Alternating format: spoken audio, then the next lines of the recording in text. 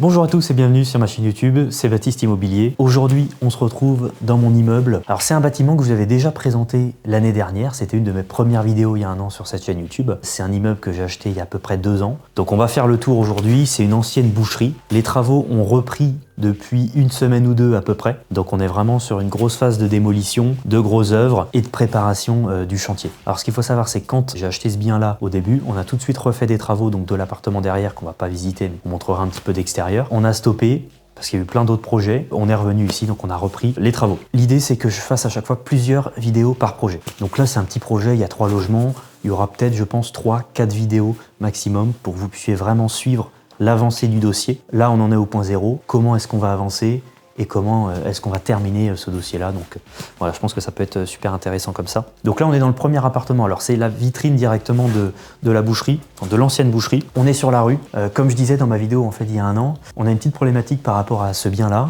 En fait, le problème, c'est qu'on est sur un bien qui est classé bâtiment de France. Donc il faut passer par un permis de construire qui est soumis aux ABF, donc aux architectes des bâtiments de France. Donc là, toute la façade, toute la vitrine qui est là, on va la démolir. Le petit souci, pareil, de ce bâtiment-là, c'est que les ABF nous obligent à mettre des menuiseries en bois. Donc là, on va devoir mettre une porte d'entrée bois avec un petit peu de vitrage pour apporter de la luminosité parce que dans ce logement-là, on va avoir une seule source de luminosité ici et une fenêtre là-bas dans la salle d'eau. Donc ça va pas être très lumineux. On va quand même essayer de placer une verrière sur la cloison qui sera là. Donc le but, c'est que là, je vous fasse visiter aujourd'hui un petit peu l'immeuble, qu'on fasse le tour, qu'on puisse un peu se projeter et puis on fera le tour au fur et à mesure des mois avec d'autres visites. Donc 2 menuiseries en bois ici. Donc ici, alors on est en train d'agencer, on est en train de travailler un petit peu les plans. Il y a un gros sujet quand même avec Enedis puisqu'il y a une création de compteur. Il n'y avait qu'un seul compteur pour tout le lot. Il y avait en plus une partie en triphasé, donc c'est un petit peu compliqué.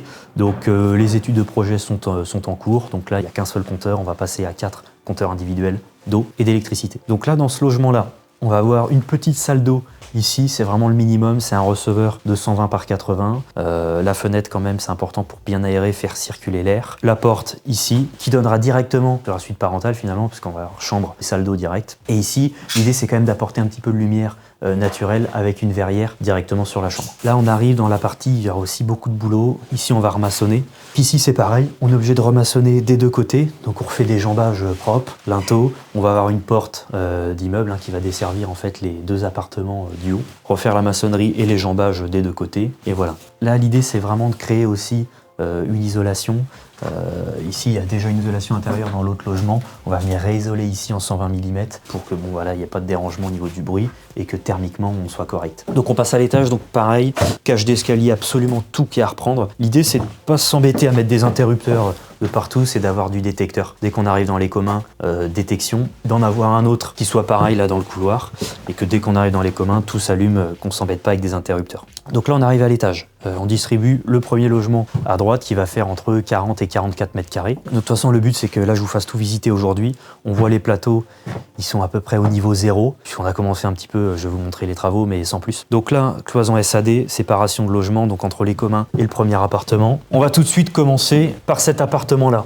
Donc là, c'est pareil, il faut savoir qu'il y a une grosse phase de démolition au début. Tout ce qui était existant, ça a été mis par terre. Les doublages, même s'il y en avait très peu. Les faux plafonds, ici, il y avait un escalier, ça a été mis par terre. Il y a une boîte qui est intervenue pour faire l'isolation des combles. Ici, alors que c'est pas des combles perdus, ça aurait pu être aménagé. Le problème, c'est qu'il y a toujours un ratio coût-rentabilité. Et là, le problème, c'est que ça coûtait très cher d'aménager les combles et d'aller chercher une rentabilité en plus. Mais on aurait pu, si on voulait créer une chambre, ça aurait été sympa aussi, mais voilà, il y a beaucoup de travaux pour pas grand chose. Donc là, on a fait tomber tout l'escalier, donc il y a encore beaucoup de travail ici, de déblaiement, de voilà. Là, en fait, le but, à chaque fois, ce que je fais dans mes biens, ce qu'on fait aussi pour nos propres clients, en accompagnement immobilier, c'est tout désosser, on assainit tout, on revient aux poutres, à tout le solivage et on réisole tout. Donc là, en l'occurrence, on a isolé les combles juste au-dessus, à 400 mm de laine de roche. On va pas réisoler le faux plafond ici. On va plaquer directement sans isolant. Donc on va plaquer en BA13, on va faire les joints, après on va peindre et voilà. Donc là, au niveau de la disposition, c'est en train d'être défini. Normalement, la chambre sera de ce côté-là, avec la fenêtre qui va donner sur la cour pour être un peu plus tranquille par rapport à la rue et au passage. Salle d'eau, WC, chambre, verrière pour avoir une lumière traversante, comme en bas, et tout le grand salon qui serait là. Le salon, il va faire entre 20 et 24 mètres carrés. La chambre, elle va faire 10 mètres carrés, donc c'est une petite chambre, c'est pas très grand, mais on n'a pas trop d'espace. Ou alors il aurait fallu aménager les combles pour être tranquille. Salle d'eau, toujours le minimum. Receveur 120 par 80. un vasque de 60 ou 80, les WC dedans, on fait pas de WC séparés sur des petits T2 comme ça. Par rapport au revêtement de sol, alors ça va dépendre des logements. Des fois on part plutôt sur du carrelage pour les pièces de salon et cuisine. Bon là en l'occurrence on est à l'étage, on est sur un vieux plancher, sur un solivage.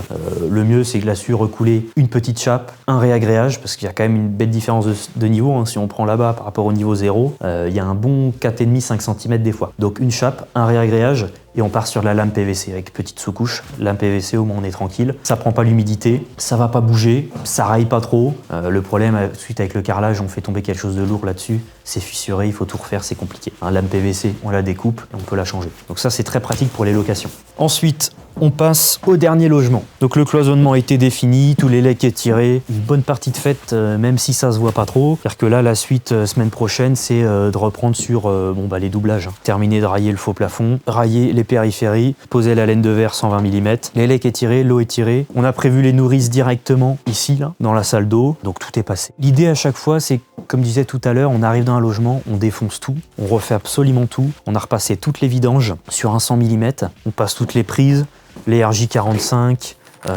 tout a été passé sous le plancher et en non apparent, donc dans le doublage. Si on regarde par exemple, là les vidanges cuisine, ça va passer dans le doublage, ensuite ça passe dans le plancher. Donc la disposition, entrée là-bas, on a bossé les plans, donc on a placé les ETL avec les emplacements de gaines techniques. Donc là en l'occurrence, on va être ici directement. Donc Enedis va venir placer, une fois l'installation faite, le Linky. Donc on arrive, disposition, la porte palière, le WC, la salle d'eau. Ici, on arrive directement sur la cuisine, donc toutes les vidanges ont été repassées, tout a été préparé. On tire les lignes directes, donc le frigo, les plaques, le micro-ondes, la hotte, le four. Donc la cuisine qui est là, toutes les lignes directes ont bien été passées. Ici, on a l'espace salon. Alors on a prévu l'emplacement de la télé ici directement avec le RJ45. Le tableau électrique sera là-bas, tableau de communication juste en dessous. Donc là, pareil que dans les autres logements, on essaye de faire toujours la même mécanique. Je considère que c'est de l'appartement T2, donc c'est quelqu'un de seul ou un couple. Donc c'est pas gênant d'avoir une verrière ici, entre la chambre et le salon. Là, toujours une petite verrière pour balader la luminosité, même si on a une fenêtre quand même dans la chambre, mais c'est pas très lumineux, on a un bâtiment là juste en face. Voilà, l'idée c'est quand même de faire en sorte, parce qu'on a 4 fenêtres, c'est sympa, mais on n'a pas de fenêtre sur ce pan de mur là. Donc c'est le peu de luminosité qu'on a, quand même essayer de le balader un petit peu dans tout l'appartement. Donc ici, cloison, chambre de 10,5, 11 mètres carrés. Donc là, la chance qu'on a sur ce dossier-là aussi, c'est qu'on n'a pas trop de menuiserie à changer. Dans l'autre appartement là-bas, on en a 2, parce qu'elles sont très vieilles, c'est du simple vitrage. Ici, c'est un peu plus récent. C'est un double vitrage, alors c'est un double vitrage qui est assez vieux quand même, c'est un 4-12-4. Généralement maintenant c'est du 4-16 ou 4-24. Mais ça fera quand même l'affaire. Donc là, les menuiseries sont conservées.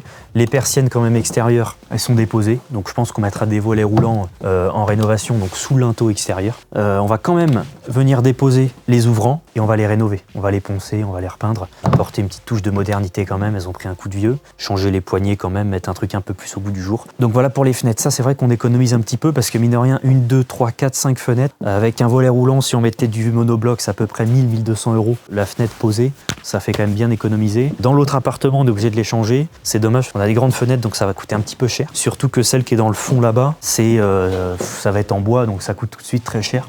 Alors si on parle un petit peu chiffres, ça c'est un immeuble qui a été acheté à peu près 45 000 €. D'accord, mais il y a quand même beaucoup de travail.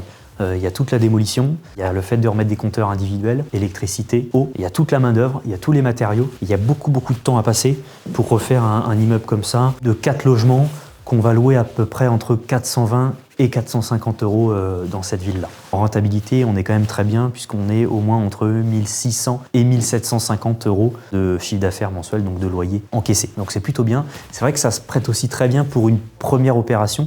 Typiquement parce qu'on est aux alentours de 150-170 projets terminés, clés en main, donc avec les frais de notaire qui sont quand même très faibles sur un dossier comme ça, parce qu'on paye les frais de notaire sur l'acquisition du foncier, donc là-dessus je crois que c'était 5 ou 6 000 €, pas de frais d'agence, on était passé en direct, donc voilà, c'est un projet qui reste très intéressant. Ce que je regrette un petit peu, c'est qu'il a traîné quand même sur le long terme. Ce sera l'occasion de faire d'autres vidéos, mais il y a d'autres projets qui sont passés entre-temps. Donc là, l'idée, c'est vraiment de le terminer cette année, là, dans les mois à venir, puis de mettre tout ça en location avant 2026. Donc voilà un petit peu pour la partie chiffres, qui est toujours intéressant à savoir, pour se projeter un petit peu. Ce qui est vraiment intéressant dans ces vidéos que je vais faire, c'est que là, je vous fais une vidéo aujourd'hui, je pense que je referai une dans 1 mois et demi, 2 mois, pour voir un petit peu l'avancée. On va mettre la priorité sur l'étage, parce que c'est là où il y a le moins de travaux, mine de rien. En bas, il y a de la maçonnerie, il y a quand même beaucoup plus de travail. Ici, on va changer les menuiseries, on va attaquer le doublage. Électricité, plomberie, c'est terminé là-bas. Donc il faut juste que mes compteurs Enedis soient installés, puis ce sera prêt. Si on parle un petit peu du temps de réalisation d'un chantier comme ça, normalement, quelqu'un qui est focalisé dessus, voilà, sans avoir comme moi d'autres projets à côté qui m'ont fait perdre un petit peu de temps, un bon 4 à 6 mois avec les bons artisans en face, en prenant en compte un petit peu de retard de temps en temps, c'est quand même compliqué à goupiller tout ça, on peut terminer un dossier comme ça de 4 logements. Donc je vous referai une petite vidéo, je pense, sur ce dossier-là dans 1 mois et demi, 2 mois, quand ça aura bien avancé. On aura mis de toute façon la priorité sur ce logement-là, le logement 3 et le logement 4. Donc je pense que les doublages seront terminés, toutes les legs plomb sera terminé, ce sera jointé. Donc je ferai sûrement une vidéo à ce moment-là, ça parlera bien. Les menuiseries auront été retapées. Donc voilà, l'idée c'est que je vous fasse des vidéos, peut-être 3-4 vidéos par projet immobilier, que ce soit pour moi,